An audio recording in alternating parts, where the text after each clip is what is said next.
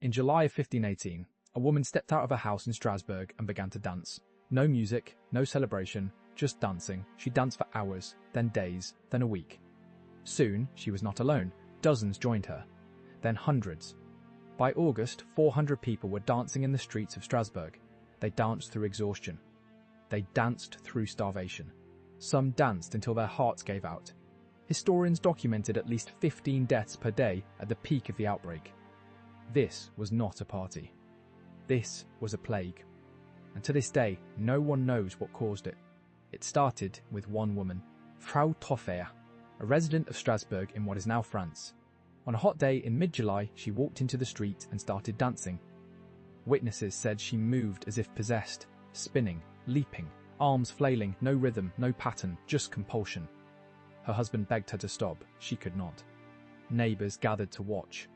At first, they thought she had gone mad. Then, within days, others began dancing too, not mimicking her, not joining in celebration, but compelled, as if by some invisible force. By the end of the first week, 34 people were dancing. By the end of the month, the number had swelled to 400. The city authorities panicked. They consulted physicians who diagnosed the outbreak as hot blood caused by overheated bodies. Their solution? Let them dance it out. The city hired musicians to play continuously. They built stages. They encouraged the afflicted to keep dancing, believing exhaustion would cure them. It had the opposite effect. The music amplified the mania. More people joined. The dancing spread like wildfire. Witnesses reported that dancers' feet bled, their bodies convulsed. Some screamed in agony, but could not stop moving. Chroniclers recorded that people danced until they collapsed from heart attacks, strokes, or sheer exhaustion. At the height of the plague, 15 people were dying every single day. Modern historians have proposed 3 main theories. The first is ergot poisoning. Ergot is a fungus that grows on rye and causes hallucinations, convulsions, and spasms. Strasbourg had suffered crop failures that year. People were eating mouldy bread. The symptoms match. But ergot also causes vasoconstriction, which makes sustained physical activity nearly impossible. Dancing for days does not fit. The second theory is mass psychogenic illness, a form of mass hysteria triggered by extreme stress. Strasbourg in 1518 was a city in crisis, famine, disease, poverty, superstition. People believed that dancing plagues were divine punishments.